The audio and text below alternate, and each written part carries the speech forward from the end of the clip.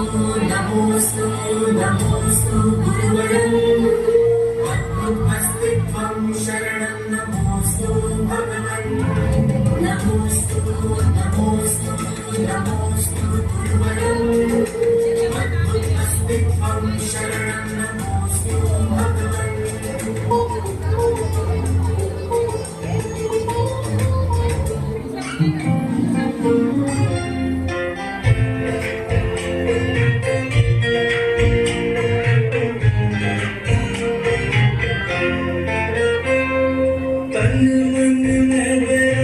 जिनकी समाया है शाश्वत सुख पाने छोड़ी जग माया है। जिनकी समाया है शाश्वत सुख पाने छोड़ी जग माया है। निर्मोही गुरु पर दुनिया रिझाई है, गुरु के सिवा हर चीज पराई है। गुरु ने जहाँ जहाँ भी ज्योत जलाई है, काले काले बादलों में रोशनी से छाई है। विद्यासागर गुरुदेव, विद्यासागर गुरुदेव, विद्यासागर गुरुदेव, विद्यासागर गुरुदेव।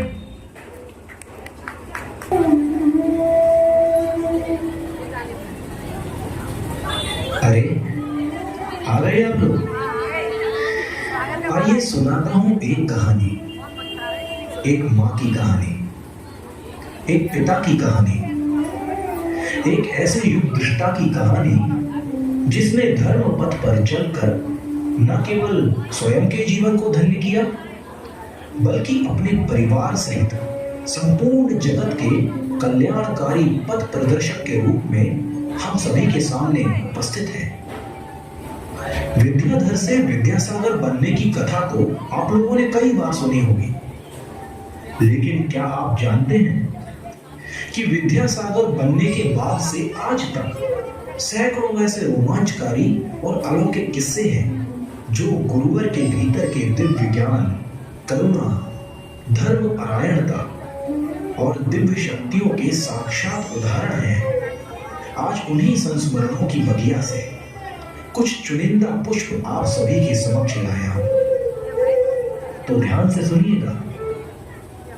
आपकी प्रथम रचना केकड़ी प्रवास के समय संस्कृत भाषा में, जिसका नाम श्रवण शतकम था, जिसका प्रकाशन 1974 अजमेर में हुआ और इसके विमोचनकर्ता पंडित जगन मोहन लाल शास्त्री थे। उन्होंने स्वयं इस ग्रंथ के विमोचन की घटना सुनाई।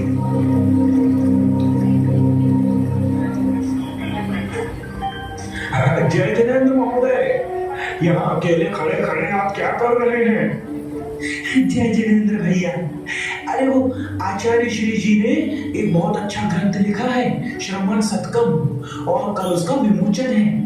उसके विमोचन के लिए बाहर से कोई पंडित जी आ रहे हैं। सुना है कि कोई बहुत बड़े पंडित जी हैं, उन्हीं को लेने के लिए यहाँ आया था। अच्छा अच्छा अच्छा, भाई देखिए, मुझे तो समय अधिक हो चुका है, इसलिए मैं तो जरूरी काम से जा रहा हूँ। पंडित जी का इंतजार आप कीजिए, मैं तो चला।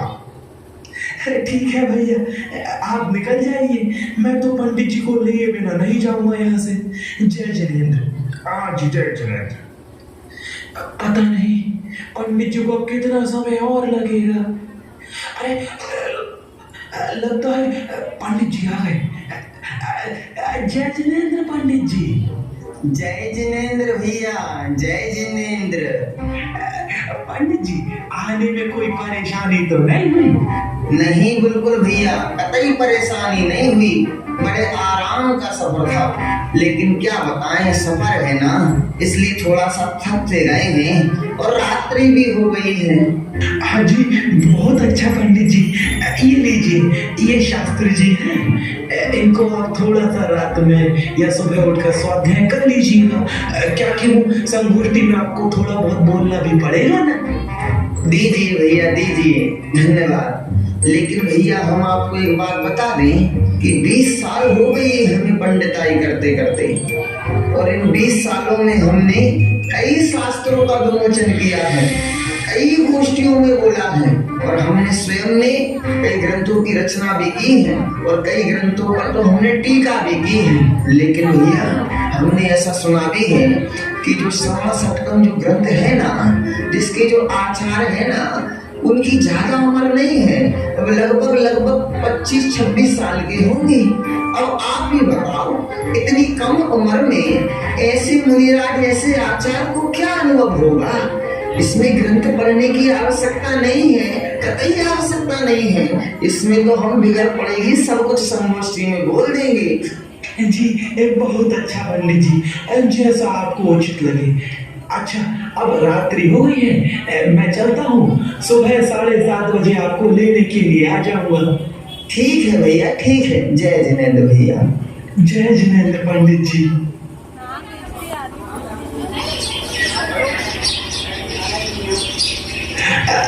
जय जिनेंद्र पंडित जी, चलिए संगोष्ठी का समय हो गया है, उसमें आपको विमोचन भी करना है ना। आइए चलिए। अरे पंडित जी, आप इतने घबराए हुए क्यों लग रहे हैं? भैया घबराने का विषय तो है ही, समझ में नहीं आ रहा है कि अभी संगोष्ठी में जाकर बोलेंगे क्या। अरे लेकिन पंडित जी, आप तो रात्रि में कह रहे थे ना कि किसी भी संगोष्ठी में बोलने के लिए आपको शास्त्र पढ़ने की आवश्यकता नहीं है, और वैसे भी शास्त्र जी को तो आपने समझ ही लिया होगा ना। भैया बोल तो रहे थे, लेकिन अब पता पड़ा कि आचार्य विद्यासागर जी कौन है। जब हमने सबसे पहले उस ग्रंथ को उठाया, सोच तो रहे थे कि क्या पढ़ेंगे, ऐसे ही बोल देंगे, लेकिन सोचा कि एक आध बार एक आध पृष्ठ को पढ़ लेते हैं। लेकिन जैसे ही एक पृष्ठ को हमने पलटा और उसका एक श्लोक हमने पढ़ा, तो सच कह रहे हैं भैया, हमारे पसीने छूट गए, हमारा दिमाग घूमने लगा कि इस श्लोक में अर्थ कहाँ है। तब हमने उसका पद्यानुवाद हिंदी का पढ़ा, और उसको समझ करके, उसका अर्थ समझ करके कुछ शब्द बोलने के लिए अलग से निकाले हैं। अब उन शब्दों को बोल करके ही अपनी इज्जत बचा लेंगे। भगवान, आज समझ में आया कि आचार्य विद्यासागर किस कोटि के विद्वान हैं, किस कोटि के विद्वान हैं। वास्तव में भैया इतनी उच्च कोटि का साहित्य आज तक मैंने अपने जीवन में कभी नहीं देखा। मैं समझ नहीं पा रहा हूँ कि एक सूर्य के रहते हुए दूसरा सूर्य कैसे उदय हो सकता है। किंतु कितनी आश्चर्य का विषय है कि आचार्य ज्ञान सागर महाराज जी के अस्त होने के पूर्व ही आचार्य विद्यासागर जी जैसे महासंत का उदय हो गया है। ऐसे गुरुदेव विद्यासागर जी के श्री चरणों में सादर नमोस्तु, सादर नमोस्तु, सादर नमोस्तु। शुरुआत के 9 वर्षों में जितने भी विद्वान हुए, उन्होंने कहा कि तीर्थंकर जैसी चर्या करने में प्रवीण आचार्य गुरुवर श्री विद्यासागर महाराज ही हैं। मित्र दृष्टि को सम्यक दर्शन की उपलब्धि कराने का उनकी देर मात्र कारण बनती है। मुझे एक घटना और याद आती है। उस समय आचार्य श्री जी अजमेर सोने जी की नसिया में थे, तो वहां से 2 किलोमीटर दूर एक शमशान घाट में जाकर रात्रि योग स्थापित करते थे। उनके साथ ब्रह्मचारी भीमसेन जी, ब्रह्मचारी महावीर जी, ब्रह्मचारी शांतिनाथ जी और ब्रह्मचारी अनंतनाथ जी भी शमशान घाट में जाकर साधना करते, शमशान में बिना पाटे के पूरी रात गुजारते थे। प्रथम रात्रि तो सबकी अच्छी तरह साधना हुई, लेकिन दूसरे दिन जब अंधेरा हुआ, सभी ब्रह्मचारी थोड़ी थोड़ी दूरी पर सामायिक कर रहे थे। अरे ये क्या, आचार्य श्री सभी, ये प्रकाश कैसा? मामी भैया जरा देखिए तो, गुरुदेव के आसपास कुछ जलता हुआ दिखाई दे रहा है। लगता है झुल्लू होंगे, उन्हीं का प्रकाश आपको दिख रहा हो, पर आप इतना भयभीत क्यों हो रहे हैं? नहीं भैया, ये प्रकाश जुगनू का नहीं है। जुगनू इस प्रकार एक पंक्ति में किसी की चक्कर नहीं लगाते। जरूर कोई और बात है। अरे और क्या बात हो सकती है? आप शायद भूल रहे हैं भैया, हम शमशान की धरती पर बैठे हैं और रात्रि के समय शमशान की धरती पर हजारों दीपकों का प्रकाश हो जाना कोई सामान्य घटना नहीं है। तो भैया जी फिर हमें क्या करना चाहिए? वो देखिए, आचार्य श्री की समय पूर्ण हो चुके हैं। चलकर वहीं से समाधान मांगते हैं। आचार्य श्री लगता है यहाँ पर कोई भूत प्रेत की बाधा है। आप शीघ्र यहाँ से चलिए। धैर्य रखना, घबराना मत, शांति से सिर्फ देखो क्या क्या हो रहा है। गुरुदेव आसन लगाकर बैठ गए। हजारों जलती हुई दीपक की नौ की बातियां गुरुदेव की संघस्थ ब्रह्मचारियों की परिक्रमा करने लगी।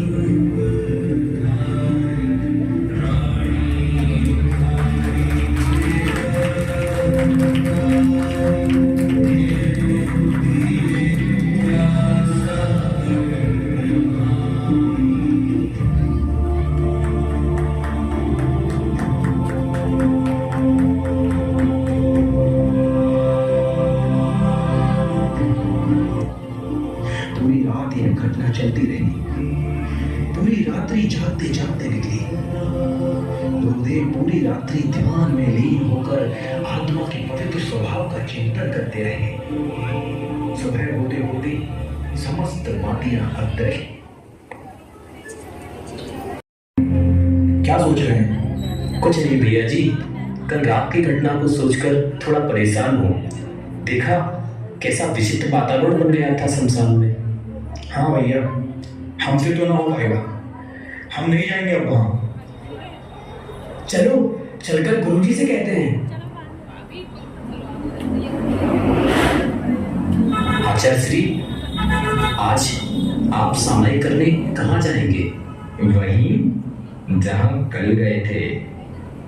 आचार्य श्री, क्या आपने देखा नहीं कल कैसा भयानक वातावरण बन गया था? आज मत जाइए। आप लोग यहीं रुकिए, कोई मना नहीं है। मैं होकर के आता हूँ। तो ठीक है आचार्य श्री, फिर हम भी चलते हैं। अरे लेकिन भैया जी, अभी तो आप लोग कह रहे थे कि वहां डर लगता है। जब गुरुजी है हमारे साथ तो हमें डरने की क्या बात है। लगातार 3 दिनों तक इसी तरह का उपक्रम उस शमशान घाट में चलता रहा। एक दिन आचार्य श्री ने उसी शमशान घाट में ही विश्राम करने के बाद सुबह केश लॉन्च कर लिए। यह सब देखकर गुरुदेव के संघस्थ ब्रह्मचारी गुरुदेव से पूछने लगे, गुरुदेव, आपने केस लॉन्च कर लिए? केश लॉन्च का समय आ गया था। यही रात पड़ी थी तो सोचा यही केश लॉन्च कर लेते हैं। धन्य है आप गुरुदेव। पर्वत नदी शमशान भयानक अटवी से नहीं भय खावे। यह पंक्तियां सुनी तो थी, आज साक्षात्कार भी हो गया। नमोस्तु आचार्य श्री, नमोस्तु आचार्य श्री, नमोस्तु आचार्य श्री। आप लोग डरिए मत। इस प्रकार का उपक्रम पहली बार नहीं हुआ था। महातपस्वी, महायशस्वी, साधना के सम्राट आचार्य श्री विद्यासागर जी महाराज ने कई बार शमशान के जंगलों में जाकर ध्यान साधना की है। यह प्रक्रम 12 घंटे, 24 घंटे, 36 घंटों तक एकासन से ध्यान मुद्रा में चला है। उत्कृष्ट चर्या को देखकर जन सामान्य तो दूर, देव गुण का भी प्रभावित होना आश्चर्यकारी नहीं है। ऐसी ही एक और अभूतपूर्व घटना आपको सुनाता हूँ। ग्रीष्मकाल 1975 में अतिशय क्षेत्र महावीर जी में रात्रि में आचार्य श्री खुले आसमान के नीचे छत पर विश्राम कर रहे थे। वहीं पर राजस्थान निवासी गुरु भक्त श्री मदन लाल गोदा जी भी विश्राम कर रहे थे।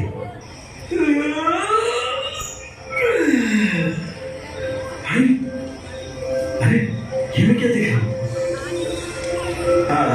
रात के काफी समय हो गया है और ये आचार्य श्री जी के पैर कौन दबा रहा है भाई? मैं कोई सपना तो नहीं देख रहा हूँ?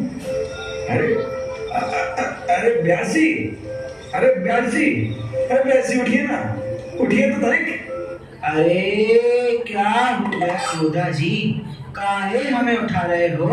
अरे व्यास जी, तनक देखिए तो सही, ये कौन दो आदमी हैं जो आचार्य श्री के इतनी लाख में पैर दबा रहे हैं? अरे गोधा जी, आपकी और हमारी तरह ही होंगे कोई गुरु भक्त। आप काहे तो परेशान हो रहे हैं? सो जाइए और हमें भी सोने दीजिए।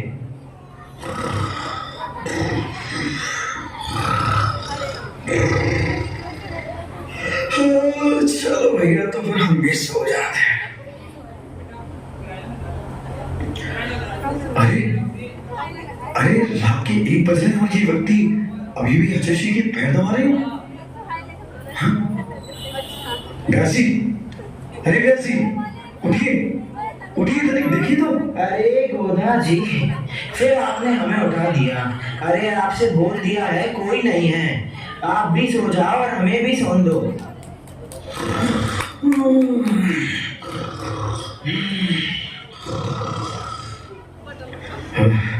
अरे ये तो सो गए। चलो मैं ही चल के पूछ लेता हूँ कौन है ये व्यक्ति। जय जय महोदय, लगता है आप कहीं दूर से आचार्य श्री जी के दर्शन के लिए आए हैं और शायद आपको कक्ष भी नहीं मिला है। कोई बात नहीं, वहां सामने आपको दिख रहा होगा मेरा कक्ष है, आप जाकर के वहां आराम लीजिए। महोदय महोदय महोदय, कहाँ गए? अभी तो नहीं थे। व्यासी व्यासी व्यासी। अरे क्या हुआ गोधा जी, आपने फिर हमें उठा दिया। अरे अरे व्यास जी, अरे उठिए तनिक, क्या सोने लगे हो? अरे वो दो व्यक्ति अभी आचार्य श्री जो पैर दबा रहे थे, मैंने उन्हें अपने कक्ष में आने को कहा, पीछे पलट के देखा व्यास जी, दोनों व्यक्ति गायब हो गए। अरे क्या फालतू बातें कर रहे हो गोधा जी, चलो अब हम ही चल के देख लेते हैं। हाँ चलो चलो चलो। अरे गोधा जी, आचार्य श्री तो वैसे ही सो रहे हैं, आप खामोखा घबरा रहे हैं। लेकिन व्यास जी, मैंने खुद स्वयं अपनी आंखों से देखा था उन दो व्यक्तियों को गायब होते हुए। अरे गोधा जी, काहे चिंता करते हो? हमारे आचार्य महाराज तो सच्चे साधक हैं, तो देवता तो उनकी चाकरी करेंगे ही। जिन्हें आप इंसान समझ रहे थे वह जरूर देवता ही होंगे, जो आचार्य श्री की भैरती करने आए थे। पानी भरते देव हैं, भैरव होता दास, मृग मृगेंद्र मिल बैठते, देख दया का वास। नमोस्तु आचार्य श्री, नमोस्तु आचार्य श्री, नमोस्तु आचार्य श्री।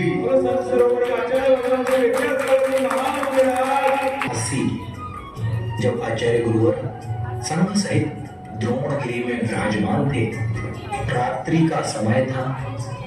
चूंकि दिगंबर मुनिराज रात्रि काल में कुछ भी बोलते नहीं हैं, मौन रहते हैं, इसलिए उन्होंने अपने समक्ष विराजित क्षुल्लक महाराज को इशारों में कुछ बात कही। गुरु शिष्य के मध्य हुए उस वार्तालाप को आप सभी के समक्ष पहुंचाना था, इसीलिए उन्हीं शब्दों का रूप दिया है। हमारे द्वारा दिए हुए इन शब्दों को आप केवल गुरु के मन के भाव ही समझिएगा।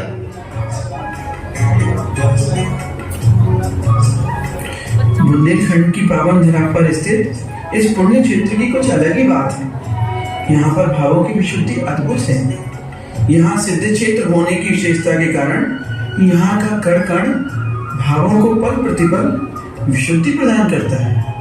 हाँ सच में आचार्य श्री जी, ऐसा लगता है द्रोणगिरी का ये पावन वातावरण हमें मोक्ष मार्ग में आगे बढ़ने की लगातार प्रेरणा दे रहा हो। क्षुल्लक जी महाराज, यही तो सिद्ध क्षेत्र का महत्व है।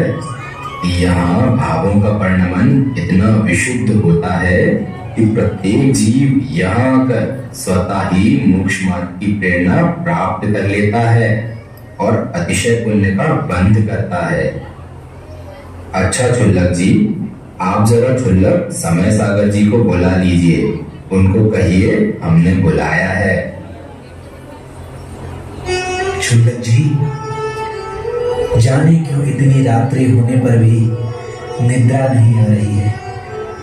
मन करता है कि पुनः माला देने बैठ जाओ। हाँ भैया, आप तो तपस्वी महाराज हो, सबके सबसे गोरे और छोटे महाराज हो। आपका निद्रा से सरोकार क्या? आप तो ज्ञानी ध्यानी जी हो। हमें लगता है कहीं ऐसा ना हो क्षेत्र की विशुद्धि में कर्म चढ़ाकर आप यहीं से सीधा मोक्ष ना पहुंच जाओ। क्षुल्लक महाराज, आप तो व्यंग करने में महारथी हैं। मेरा मतलब तो सिर्फ इतना ही था कि यहाँ पर चिंतन ध्यान करने में मन बहुत अधिक लग रहा है। हाँ हाँ, वही तो स्वामी, ध्यान में कहीं इतना ना खो जाना कि सिद्ध क्षेत्र से सीधा सिद्धशिला की यात्रा पर निकल जाओ। क्षुल्लक जी, लगता है आप भूल गए कि वस्त्रधारी कभी मोक्ष नहीं जाता। चुल्लक जी, हो चुल्लक जी, कहीं सो तो नहीं गए? अच्छा, जागे हुए हो? अरे समय सागर जी, आपको आचार्य महाराज ने याद किया है। जाइए जाइए, नमस्ते करके आइए, हो सकता है कोई विशेष प्रयोजन हो। सही कहा महाराज, विशेष लोगों को ही विशेष समय पर विशेष कार्य के लिए बुलाया जाता है। आप और हम जैसे सामान्य प्राणी, अपन को ऐसा सौभाग्य कहाँ मिलेगा? अरे समय सागर जी, आप तो हमारे संग के छोटे गोरे और मोटे महाराज हैं। जाइए जाइए, कुछ विशेष प्रयोजन होगा। क्या महाराज, आप लोगों को तो हमेशा मजाक सूझता रहता है। इस समय गुरुजी ने मुझे क्यों बुलाया होगा? मैं तो ये बात सोचकर भी पानी पानी हो रहा हूँ।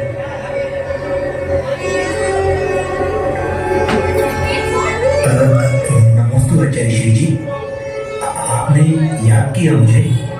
क्षुल्लक जी, कल प्रातः जल्दी आपको केशलोच करना है। केशलोच? आचार्य श्री जी, हमको अभी केशलोच करना है? जी हाँ, केशलोच करना है। और सुनिए, प्रभात के प्रथम पहर में शुरू कीजिएगा, ठीक है ना? जी जी आचार्य श्री जी। आइए महाराज आइए, सुनाइए स्वामिन, किस विशेष लक्ष्य की प्राप्ति कराए? पता नहीं भैया, गुरुजी की आज्ञा प्राप्त हुई है कि प्रभात के प्रथम पहर में केशलोच करना है, परंतु समझ नहीं आ रहा कि अभी तो हमारा समय भी नहीं हुआ है, फिर असमय ही गुरुजी की ऐसी आज्ञा क्यों प्राप्त हो रही है? ऐसी मुझसे क्या भूल हो गई है जो जो गुरुजी ने केवल मुझे ही केशलोच के लिए कहा? आप सभी को तो कुछ नहीं कहा, अकेले मुझे ही ऐसा क्यों कहा? अरे भैया, आचार्य तो अंतर्यामी है, उन्होंने अपने तपस्वी शिष्य के मन की बात जान ली होगी, इसीलिए आपको विशेष तप के लिए प्रेरणा दी है। और यूं ही आप तो अवसर तलाशते रहते हैं। आप लीजिए तप और परिचय का आनंद। अरे भैया प्रवचन सागर, चलो क्षुल्लक जी के लिए प्राशुक जल और राग का प्रबंध कर हम भी अनुमोदन का पुण्य कमा लेते हैं, वरना अपने भाग में गुरु आज्ञा की कृपा कहाँ बरसने वाली है। क्या किचन पक रही है? कहीं आचार्य महाराज दीक्षा देने का मन तो नहीं बना रहे? अरे क्षुल्लक महाराज, आप लोगों को परिहास सूझ रहा है और हमको चिंता सता रही है कि कल सुबह हमको केशलोच करना है। अरे तपस्वी जी, चिंता काहे की? आप तो चिंतन कीजिए, आनंद मनाइए। 2 माह के भीतर ही दूसरी बार केशलोच करने का सुअवसर प्राप्त हुआ है। क्यों, सही कहा प्रवचन सागर जी? अरे स्वामी, आपकी बातों का सवाल तो आप ही जानो, हमें कहाँ इतनी व्याकरण समझ आती है। सुबह सभी क्षुल्लक महाराज जंगल गए हुए हैं। गुरुजी चिनारे के बाहर चबूतरे पर विराजित हैं। क्षुल्लक समय सागर जी केशलोच उपरांत सभी ही बैठे हुए हैं।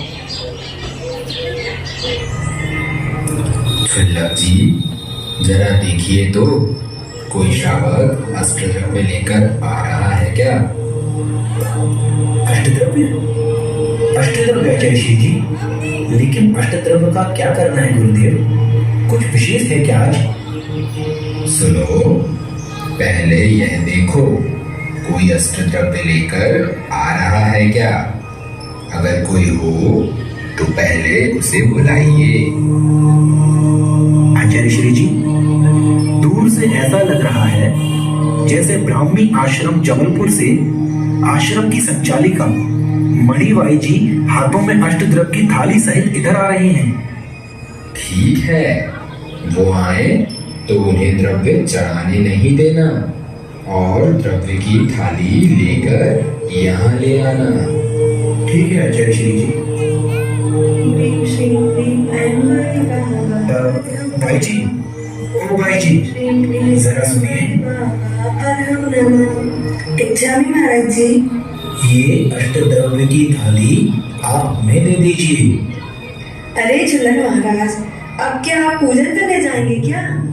शायद आप भूल गए हैं, अब तो आप भाव पूजा भी कर सकते हैं। आपको पूजन के लिए द्रव्य की आवश्यकता ही नहीं है, क्योंकि अब तो आप चुल्लक महाराज हैं। नहीं भाई जी, हम कुछ भूले नहीं हैं, वरन गुरुजी की ऐसी आज्ञा है कि अष्टद्रव्य की थाली लेकर आओ। नमोस्तु आचार्य जी, नमोस्तु नमोस्तु। आचार्य महाराज, आपको अष्टद्रव्य की थाली की क्या आवश्यकता आ गई है? भाई जी, आज सिद्ध क्षेत्र पर इस मुहूर्त विशेष में मेरा क्षुल्लक जी को मुनि दीक्षा देने का भाव है। मुनि दीक्षा?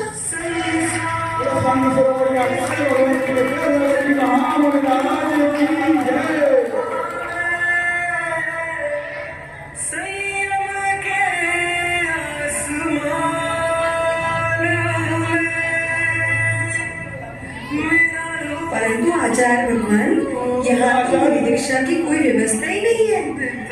ना किसी को सूचना दी है और ना ही पूर्व में कोई घोषणा हुई है। और तो और पूरा संघ भी यहाँ उपस्थित नहीं है, फिर दीक्षा की व्यवस्था कैसे बनेगी गुरुदेव? भाई जी, दीक्षा के लिए किसी व्यवस्था की आवश्यकता नहीं है, वरन स्वयं व्यवस्थित होने की आवश्यकता होती है। किसी सूचना या घोषणा से दीक्षा का कोई संबंध नहीं होता। दीक्षा के लिए तो दीक्षा देने वाला गुरु और दीक्षा धारण करने योग्य शिष्य का होना ही इसलिए आप निश्चिंत रहिए।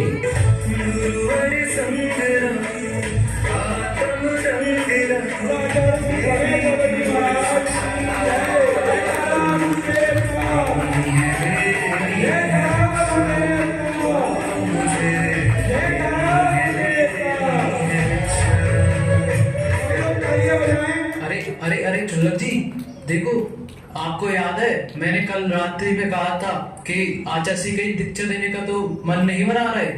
मेरी रात्रि का कथन सुबह सुबह सत्य सिद्ध हो रहा है। वो देखो, सामने समय सागर जी की दीक्षा चल रही है। अरे, समय सागर जी की दीक्षा? ये क्या हो रहा है? समय सागर जी को दीक्षा मिल सकती है? मैंने क्षुल्लक दीक्षा से पहले ली थी, तो उनको कैसे मुंसिपल लिस्ट में? ये बहुत गलत हो रहा है। मैं भी ज्यादा गुरु जी से बात करता हूँ, मुझे भी अपनी दीक्षा चाहिए। मैं भी ज्यादा गुरु जी से बात करता हूँ। उतावली नहीं, उतावली करने से काम बिगड़ जाता है क्षुल्लक जी। पहले दीक्षा देखने का लाभ तो लीजिए, उसके बाद हम चलकर आचार्य जी से चर्चा करेंगे।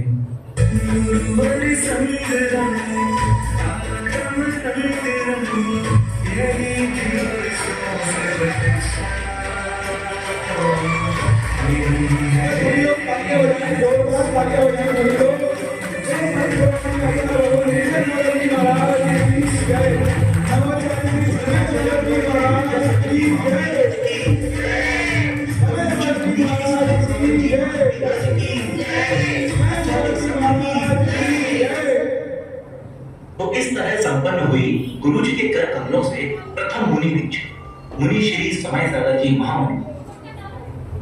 आइए अब आपको जोड़ते हैं ऐतिहासिक नगरी खजुराहो से। बात उस समय की है जब गुरु जी का खजुराहो प्रवेश हुआ।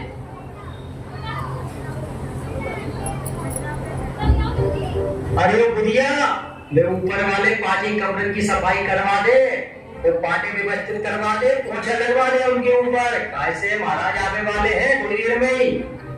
वो लखन, पानी भाव का नहीं भाव गरम भैया, कहाँ हो तुम लोग? समझ में नहीं आए, दिखता ही नहीं हो।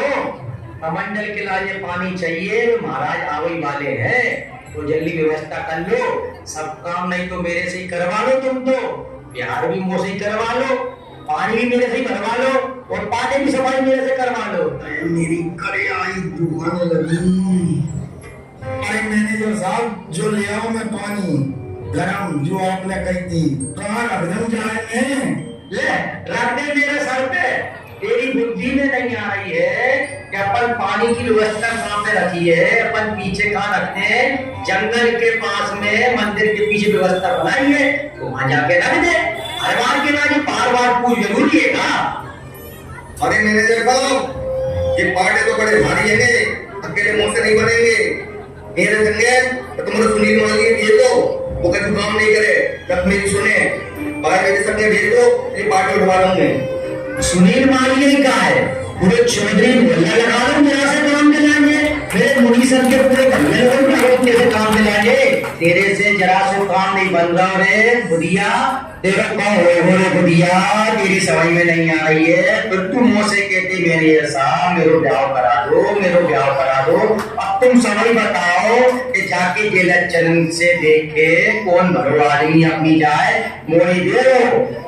जाकी तो जाकी, जाके चक्कर में बुला तक की कमेटी परेशान हो रही है कि जाको ब्याह कैसे करके हो जाए, जाकी पार पड़ जाए, लेकिन जाकी समझ में नहीं आ रही भैया, जाकी कैसे पार पड़ेगी। जरा सो काम तेरे लाए बताओ नहीं है कि तुम मुझे बचा लग दो, जल्दी जल्दी कर लो, महाराज चोट कर आ रहे, जल्दी करो। वैसे ही तो अपने माता जी महाराज जी कम आ पाते, एक महाराज आ रहे हैं तो तुम सुन नहीं रहे हो मेरी बात पर, जल्दी जल्दी कर ले। आओ मैनेजर साहब, करना है जो मैनेजर बड़ा ग्रेट आदमी है वो, जब बोले वो टेढ़ो बोले वो, अभी सीधे मुंह बातें नहीं करे। अरे भैया मैनेजर है, सुनने तो पड़ेगी, घरवाली हुए या मालिक हुए, जैसी मिले वैसी निभाओ, चुपचाप रह के समझे बुढ़िया राम। आओ भैया लखन, समझ लो। तो ऐसे मीठी मीठी नोक झोंक के बीच आचार्य श्री का खजुराहो में प्रवेश हुआ।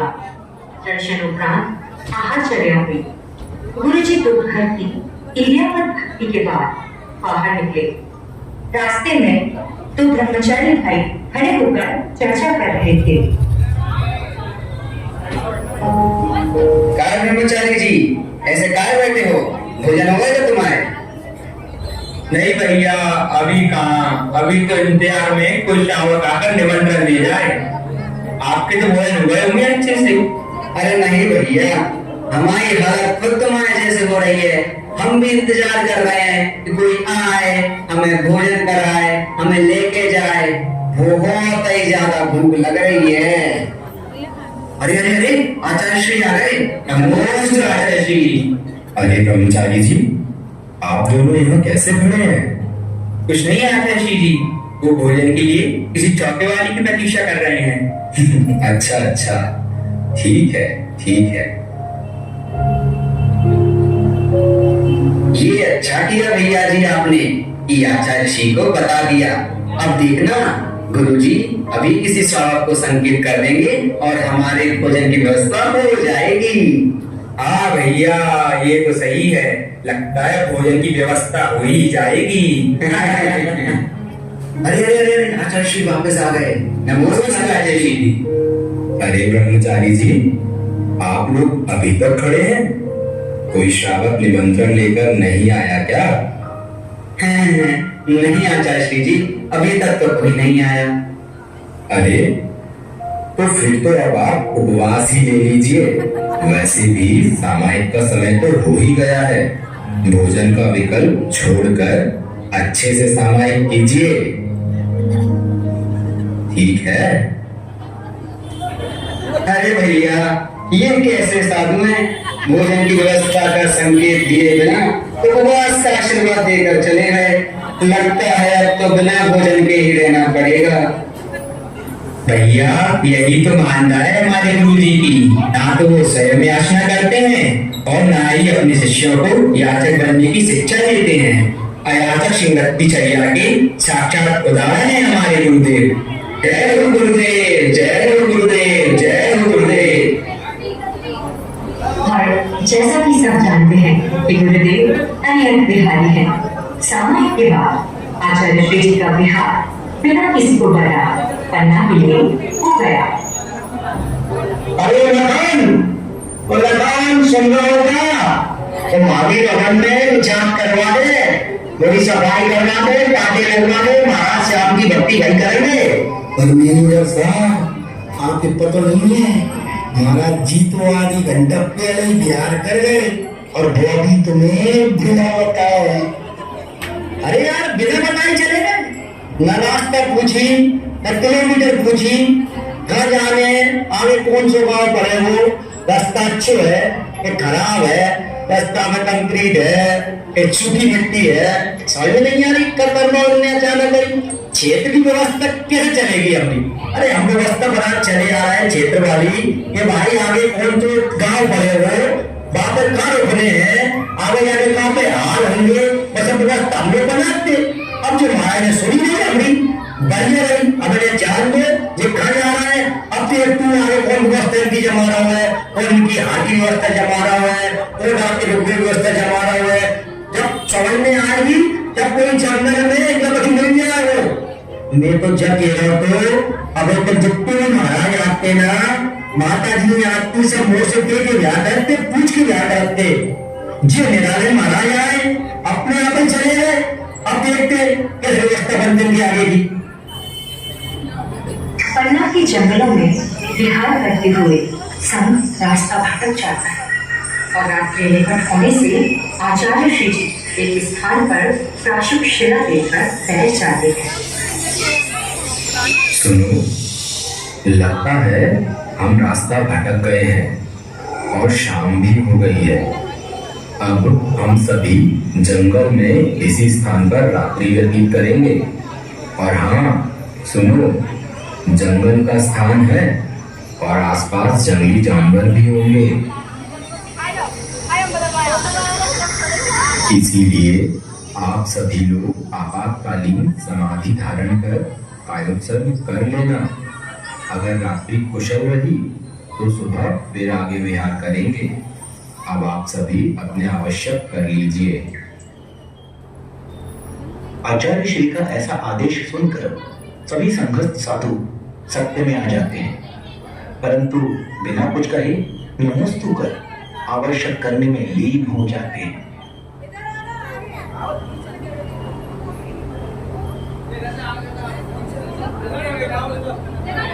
काहे भैया योग सागर, कैसी रही कल की रात? रात में कोई भालू जिज्ञासा लेके तो नहीं आया आपके पास? कछू तो क्यों योग सागर? अरे भैया, जंगली जानवरों की जिज्ञासा को समाधान करने लायक ज्ञान तो आप ही के पास है सबका सागर जी। हम तो रात भर झिंगुरों के गीत और मच्छरों की कव्वाली को आनंद ले रहे थे। छुल्लक जी, बड़े महाराज से तो पूछ लो, खुले आसमान के नीचे रात भर ध्यान लगा के क्या सोच रहे थे? महाराज जी, सच बताऊं तो कल रात परिसर जीतने का सही आनंद प्राप्त हुआ है। मुझे तो लग रहा था कल रात को ही आपको शुक्ल ध्यान होने वाला था महाराज। बार बार बच गए आप, नहीं तो आपको मुक्ति होने ही वाली थी। गुरुदेव, हमें इस रास्ते पर चलना चाहिए, कहीं आगे जाके हमें कोई गांव या समाज मिल जाए। हार चर्या का समय भी हो गया है। छुल्लक जी, आगे बढ़ते हुए सिर्फ मंजिल पर नजर बनाए रखिए। रास्ते की व्यवस्था तो स्वयं हो जाएगी। व्यवस्था की सोचोगे तो व्यवस्थित नहीं हो पाओगे। आइए हम इसी पथरीले रास्ते से चलेंगे। भैया मुझे तो लगता है आचार्य श्री आज सबको भूखा ही बिहार कराएंगे। वैसे भी इस जंगल में दूर दूर तक किसी आदमी की शक्ल ही नहीं दिख रही है। हाँ भैया, थोड़ी बहुत उम्मीद थी कि रोड वाले रास्ते से चलते तो कोई सामान मिल जाती, अब तो वो वाली उम्मीद भी खत्म। व्याकुल क्यों हो रहे हैं चुल्लक जी महाराज? अभी तो चलिए में समय है। ठीक कहा महाराज, अब तो समय ही समय है। वैसे भी पूरे दिन भूखे पेट ही तो चलना है। अरे महाराज जाओ जाओ, अब तो उपास ही ले लो आचार्य जी से।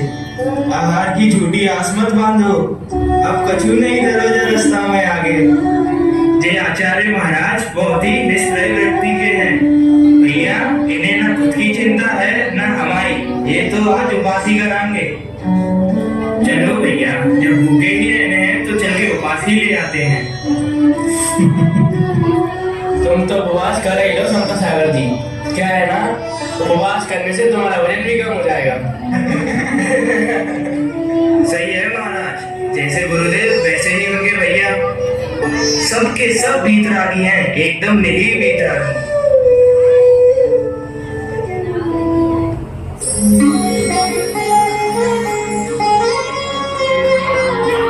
भैया जरा देख कर तो आओ, आचार्य महाराज कितनी दूर रह गए? कल की चर्या का समय होता जा रहा है। अरे भैया कुछ देर पहले ही पता किया था, आने ही वाले हैं महाराज। अरे भैया महाराज तो आने वाले हैं, जरा जाके ये तो पता कर लो कि महिलाओं ने चौकी की तैयारी कर ली कि नहीं कर ली। अरे भैया तैयारी तो पक्की पूरी हो गई चौकी की, बस अब तो रंगोली बनाने की देरी है। अरे दीदी, आप तो सुबह से चौके में ही लगी हो। रंगोली तो मैंने कब की बना दी और दरवाजे से बहुत दूर तक चौक भी पूर दिए। लो भैया, साथ पार्टी भी लगा दिए, पूरे संघ की एक साथ आहार कराने की व्यवस्था भी कर दी और शुद्धि के लिए जल की गंगरी भी भरकर रख दी।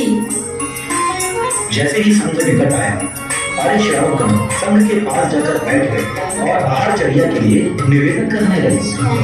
नमस्ते आचार्य महाराज, आपसे निवेदन है कि आहारचर्या का समय हो गया है, आप शुद्धि कर लीजिए, जिससे हमें आपको आहार दान देने का तो अवसर प्राप्त हो सके। नमोस्तु गुरुदेव, नमोस्तु गुरुदेव, नमोस्तु गुरुदेव। देखा आप लोगों ने, ये है हमारे गुरुदेव की महिमा। जो पथरीला रास्ता एक निर्जन टापू की तरह लग रहा था, वहां पर चौकों की कतार लगी हुई है, क्योंकि हमारे गुरुदेव तो अनियत बिहारी हैं। वो व्यवस्थाओं के पीछे नहीं, वरन व्यवस्थाएं उनके पीछे चलती हैं। गुरुदेव तो जंगल में भी मंगल करने वाले साधु हैं। उनको किसी की चिंता करने की आवश्यकता नहीं रहती, क्योंकि वे आवश्यकता और चिंता से ऊपर उठ चुके हैं। सच्चे दिगंबर संत हैं, जो अपनी चर्या के लिए किसी पर निर्भर नहीं रहते, वरन समाज और जन जन ही उनके दर्शन और वैया व्यक्ति पर खुद को सौभाग्यशाली समझते हैं। ऐसे गुरुदेव को पाकर हम सभी का जीवन धन्य धन्य हो गया। नमोस्तु गुरुदेव, नमोस्तु गुरुदेव, नमो।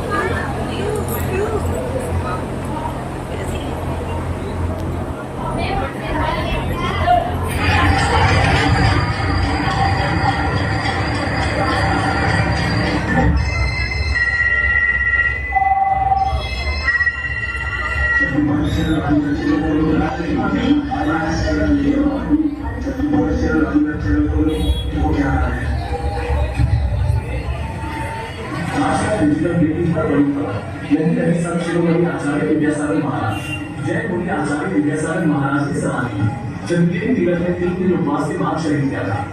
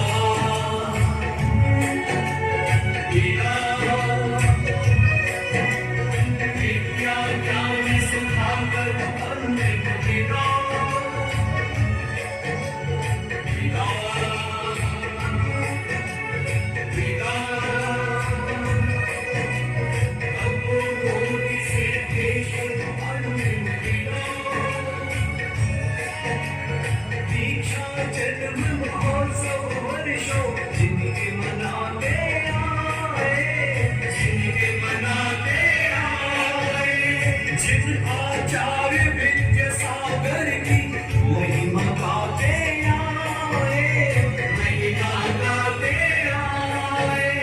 देव कृपा वात्सल्य सदा जो हम पे लुटाते आए, आज उन्हीं की शोक सभा में अश्रु बहाते आए, आज उन्हीं की शोक सभा में अश्रु बहाते आए। उनके लिए मौन रखा, उनके लिए मौन रखा, बोला जिनका जयकारा। उनके लिए मौन रखा, बोला जिनका जयकारा।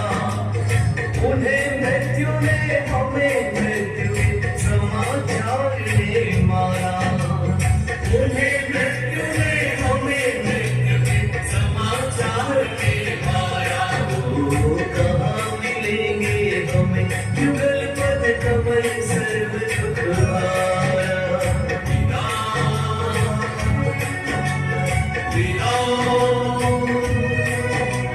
तेज कर्म दिवाकर अंकित विदा,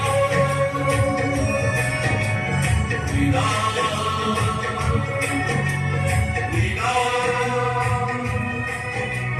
तेरा सारे पिताकर